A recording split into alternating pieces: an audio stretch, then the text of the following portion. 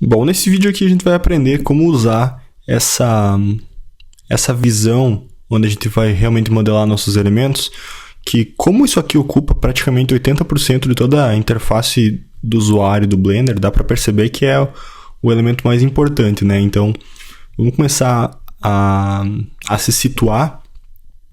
Primeira coisa, o botão esquerdo do mouse não faz nada aqui. Quando a gente clica com o botão esquerdo, só tem essa mira mexendo para lá e para cá. Isso aqui não faz o menor sentido. Mas vamos logo se acostumando que o botão esquerdo ele é bem inútil no Blender, tirando o fato de, obviamente, a gente usar o botão esquerdo para clicar nos botões e tudo mais. Mas aqui na cena, ele só reposiciona esse cursor 3D, que é como é chamado no Blender. Primeira coisa, zoom. O zoom, aliás, antes da gente falar sobre o zoom, eu vou precisar dizer para vocês que vocês precisam ter um mouse com 3 botões. E até pode ser bem óbvio ter um mouse com 3 botões, é normal, mas quem usa laptop vai precisar comprar um mouse externo, não tem jeito, é muito difícil mexer no Blender com o trackpad do notebook. Eu mesmo tinha um mouse com 2 botões, que era um mouse da Apple, mas é terrível, não tem como, o botão do meio faz muita falta, porque não é usado só para zoom, ele é usado também para um outro movimento que a gente vai ver daqui a pouquinho. Então, começando pelo zoom, o zoom a gente faz usando essa rodinha do meio do mouse, então roda ela para frente e para trás, para dar zoom. No meu caso, eu estou rodando ela para trás e ela dá uma aproximação. Mas no Windows pode ser o contrário, tá? Se vocês giram para trás, ela pode afastar. Então, rodinha do meio do mouse para dar zoom para dentro, que é isso aqui, e zoom para fora, que é isso aqui, ou seja, zoom in e zoom out. Outro movimento bem importante é a rotação.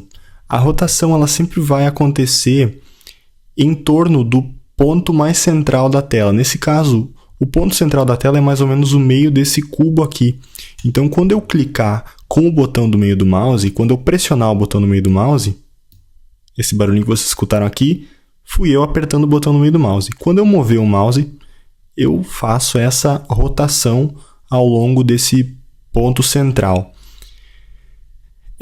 Essa é uma parte um pouco complicada, porque nesse momento parece que a gente está rotacionando em torno do cubo, que é o elemento selecionado. Vocês podem ver essa borda alaranjada que indica que ele está selecionado, mas não é bem isso.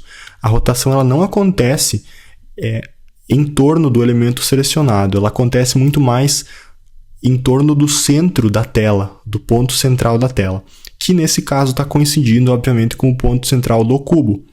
Mas agora vocês vão perceber que um outro movimento importante é a movimentação da câmera para os lados e para cima e para baixo, que é conhecido como pan, que é realmente uma movimentação. Para fazer essa movimentação, a gente vai segurar Shift, vai clicar com o botão no meio do mouse, olha o barulhinho aí, cliquei. Quando eu mover o mouse, vocês podem ver, esse aqui é o pan, essa é a movimentação. Movendo para os lados eu consigo mover essa câmera da cena lateralmente, movendo para cima e para baixo, o mouse eu consigo replicar o mesmo movimento aqui na cena. E agora se eu mover essa câmera para o lado e for rotacionar, vocês vão poder perceber que não tem nada mais a ver com o cubo, tá? Então, realmente, essa rotação ela acontece ao longo do ponto central da tela, tá? Então, para eu conseguir rotacionar em torno do cubo, eu preciso usar o pen, então Shift e botão do meio do mouse, mover para que o ponto central da minha cena fique mais ou menos centralizado com o cubo, como é o caso aqui, e agora sim, quando eu for rotacionar, eu consigo fazer o movimento correto em torno do cubo. Então, é muito, muito importante que vocês pratiquem bastante a movimentação da câmera. Novamente, o botão no meio do mouse, se a gente rodar ele para frente e para trás, a gente vai dar o zoom. Segurando o botão no meio do mouse, olha o barulhinho aí, segurei. Se eu mover ele, consigo rotacionar ao longo ou em torno do ponto central da tela. Segurando Shift e segurando o botão no meio do mouse e movendo o mouse, eu, por consequência, movimento a minha câmera na mesma direção que eu estou movendo o mouse. Então, para os lados, eu movo a câmera para os lados, movendo o mouse para cima e para baixo, eu movo a câmera para cima e para baixo. Se eu descentralizar a minha câmera da minha cena, vai ficar bem complicado rotacionar, tá? Vocês podem perceber aqui. Então, o ideal é que você sempre posicione a câmera mais ou menos centralizada com o objeto, para depois a rotação ficar mais fácil, tá? É um costume que eu tenho. Eu sempre deixo o meu elemento que eu estou modificando, que eu estou modelando, eu sempre deixo ele centralizado. Então, se por acaso eu fizer um movimento de rotação para ver ele de um outro ângulo, vocês podem ver que ele não está mais centralizado agora. Eu vou pressionar Shift, vou pressionar o botão do meio do mouse e vou trazer ele para o centro da minha tela, tá? Esse é um movimento que precisa ficar muito, muito fluido entre vocês e o mouse, tá? Então, por isso que eu falei, a bolinha do meio do mouse é muito importante, vocês usam ela para todos os movimentos do mouse no Blender, todos os movimentos da câmera, eu digo. Então, é melhor a gente conseguir essa fluência muito logo. A gente tem algumas pré-definições de visualização. Se vocês clicarem aqui em View, que se refere à minha cena, isso aqui me dá algumas opções. Aqui, a partir de Cameras, me dá algumas opções: Left, Right, Back, Front, Bottom e Top. E essas são opções de pré-definição de câmera. Então, se eu clicar em Left, a minha câmera ela vai ser posicionada na esquerda. Se eu clicar em Right, ela vai, por consequência, ir para o outro lado, ela vai para a direita. Vocês até conseguem ver o movimento da câmera. Top, ela vai estar filmando, entre aspas, a minha cena de cima. Bottom, ela vai filmar ou enxergar a minha cena de baixo. E assim por diante, tá? Então, se eu movimentar aqui, se eu rotacionar a minha câmera, eu volto para a perspectiva que eu mesmo defini, tá? Uma outra coisa, vocês podem perceber que esse cubo ele está em perspectiva, tá? E existem dois nomes interessantes para quem lida com 3D, que é o conceito de ortográfico e o conceito de perspectiva.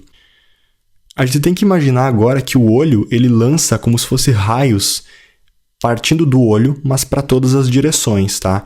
Então isso causa deformações na hora da gente visualizar. Eu vou até dar um zoom nesse cubo, que é para visualização, para essa deformação ficar mais evidente.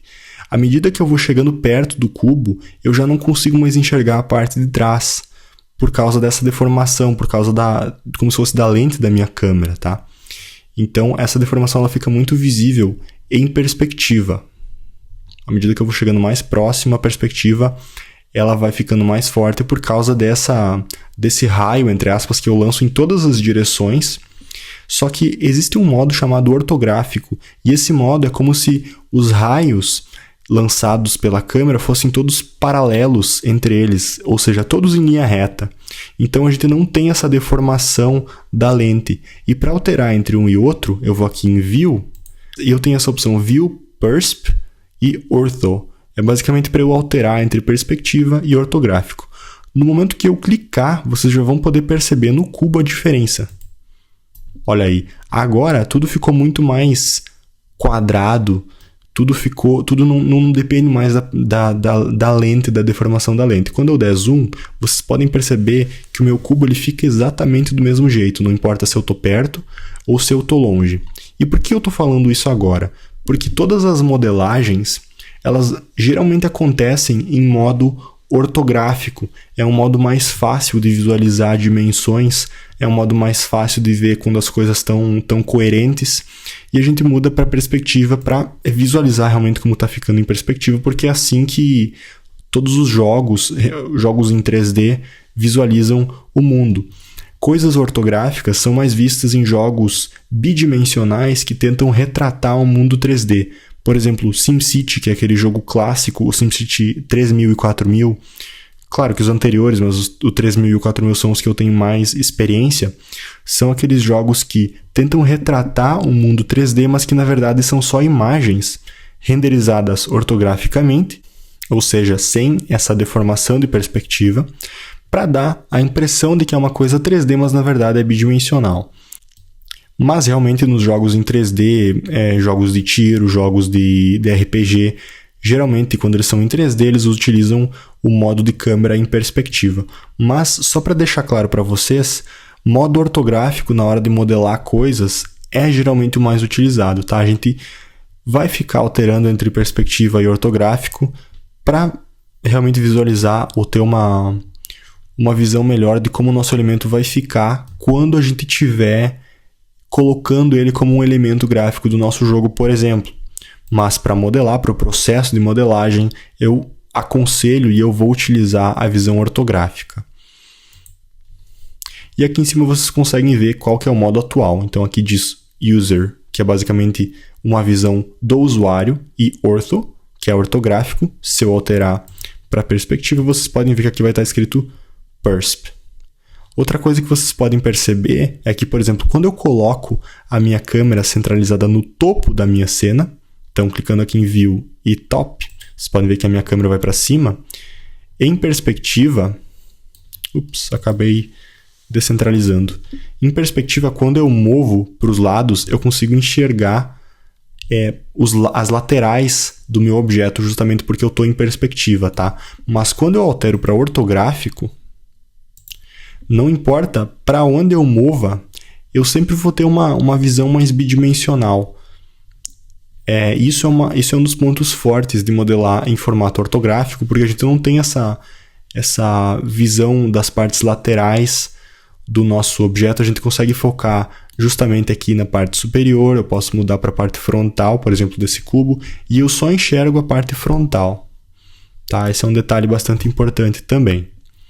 Bom, então para esse vídeo é isso. Uma breve introdução a como movimentar a câmera dentro dessa visão da cena. Eu espero que vocês usem alguns minutos para se familiarizar com essa movimentação da câmera, que vai ser muito importante. Quando a gente não tem essa movimentação muito fluida, muito automatizada, o processo de modelar vai ficar um pouco, eu diria até doloroso. Parece que as coisas não estão fluindo, mas na verdade a modelagem pode estar fluindo, mas o que não está fluindo é a movimentação da câmera. É a manutenção das posições da câmera para vocês sempre terem uma visão confortável do que vocês estão modelando, porque isso vai facilitar muito e vocês vão ver daqui para frente.